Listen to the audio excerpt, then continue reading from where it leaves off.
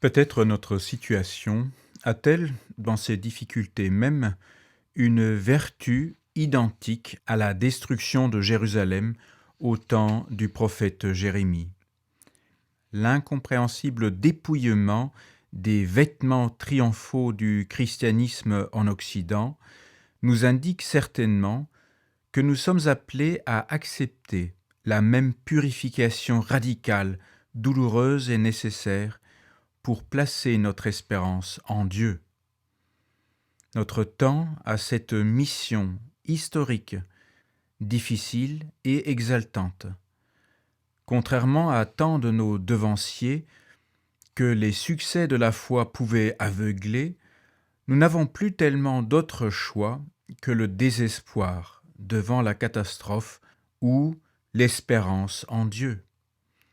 Les autres espoirs n'ont plus de sens. La seule promesse que Dieu a faite à Jérémie, ce n'est pas le triomphe ou la réussite, c'est la promesse de sa présence.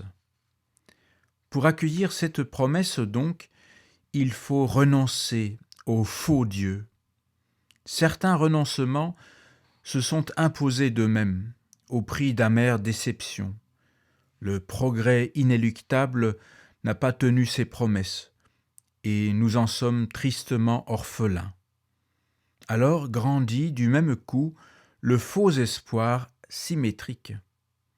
S'il est faux de penser que mécaniquement ça ira mieux demain, il est tentant de se dire qu'il suffit de revenir en arrière, de rembobiner le film pour résoudre tous les problèmes. Penser qu'on peut retrouver le passé, un passé aimablement idéalisé au passage, est évidemment une illusion. Et pour nous chrétiens, une illusion mortifère. On ne peut vivre très longtemps impunément dans l'illusion, qu'il s'agisse d'un Moyen-Âge chrétien idéalisé, façon rempart de Carcassonne, du siècle de l'éloquence de Bossuet, du temps héroïque du Concile où soufflait l'Esprit Saint, ou même des années Pompidou, où la chrétienté culturelle donnait en France ses derniers feux.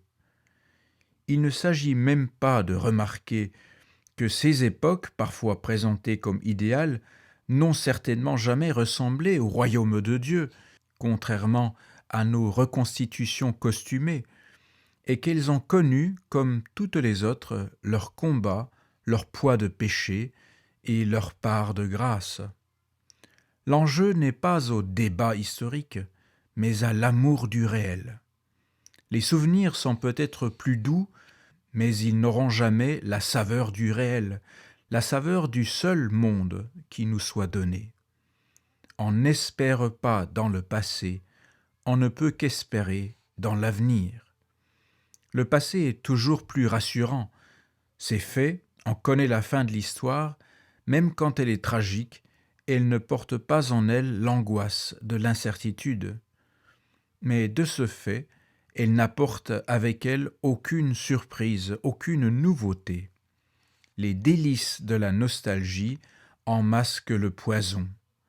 Rien n'est moins chrétien que de serrer sans fin dans ses bras le cadavre de la vieille chrétienté. Il faut laisser les morts enterrer leurs morts et regarder le monde en face. Jérusalem est tombée et ses murailles ne seront pas reconstruites. Certains, d'ailleurs, n'en restent pas à la lamentation nostalgique. Pragmatiques, ils ont bien compris que les murailles majestueuses du passé étaient définitivement à terre et ils entreprennent de bâtir, pour les remplacer, un petit fortin. Puisque le monde change, qu'il nous inquiète, puisqu'il s'éloigne de ce que la foi nous enseigne, le pardon, la miséricorde, l'accueil inconditionnel, il est presque naturel de vouloir, dans ce déluge, construire de petites arches de Noé, où nous pourrions vivre entre nous, entre catholiques partageant les mêmes valeurs, à l'abri des méfaits du monde, sans avoir plus rien à dire à ce monde que notre mépris des valeurs qui le font tourner. Cette option de résistance au monde dans un esprit de forteresse, de dernier bastion à tenir coûte que coûte, entre chrétiens très motivés, séduit bien des jeunes chrétiens qui y trouvent une forme de radicalité où ils peuvent engager leur générosité. Pas de compromis avec l'esprit du monde. Ils veulent pas du tiède, du mou, et ils ont raison. Leur radicalité s'incarne dans un mot d'ordre: résistance à l'esprit du monde, à l'esprit du temps. Comme toujours, la lutte contre le mal est plus enthousiasmante et donc mobilisatrice que la recherche du bien. Les auteurs spirituels ont, de longue date, souligné cette tentation des plus classiques qui enrôlent les meilleures intentions sous les drapeaux d'une rhétorique guerrière. Les pulsions agressives sont si puissantes en nous qu'il est bien difficile de nous passer de ce stimulant si efficace, si tentant. Il y a pourtant d'autres radicalités que la radicalité combattante. Je crois même que Dieu nous invite, en ces temps que nous vivons, à une option autrement plus radicale. Nous avons à renoncer, à voir se réaliser, même partiellement, le triomphe de l'Église, pour accepter le paradoxal triomphe de la croix. Jérusalem est tombée, et nous la rebâtirons plus. Jérusalem est tombée, et nous n'avons pas à mener une résistance acharnée sur les derniers murs branlants qui restent debout. Il faut accepter, comme Jérémie, notre situation. Je ne dis pas qu'elle est réjouissante, mais elle n'appelle pas non plus des lamentations sans fin. Il ne s'agit pas de nous plaindre, comme chrétiens, de notre place dans la société.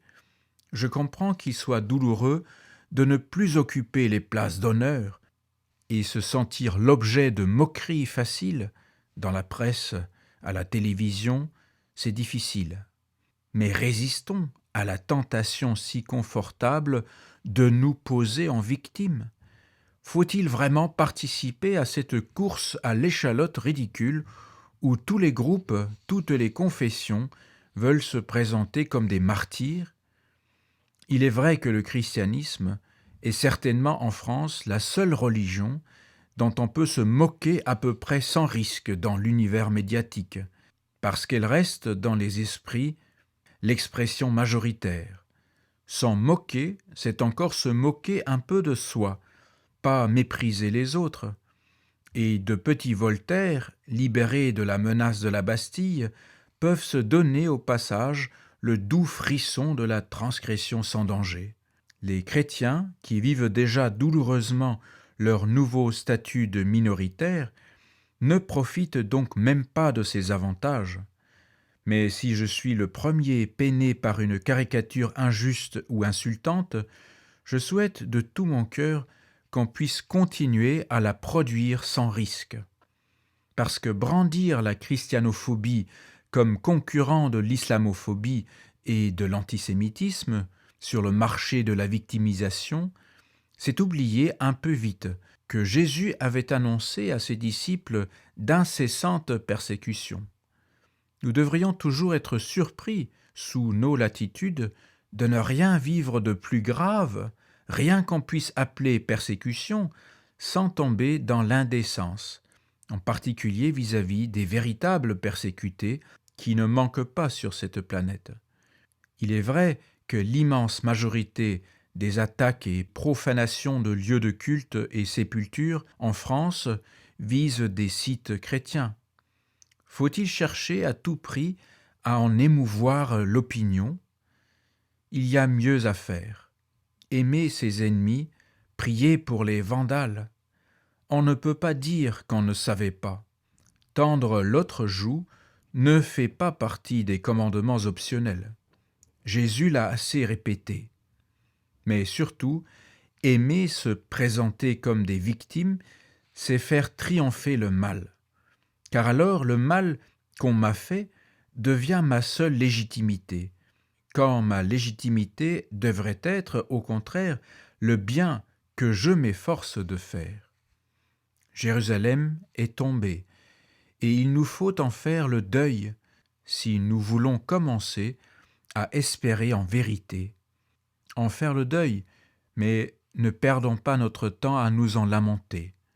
Dieu nous a voulu ici, en ce temps déroutant, où notre misère force son amour à se manifester avec plus de force. Alors, ne nous plaignons pas trop.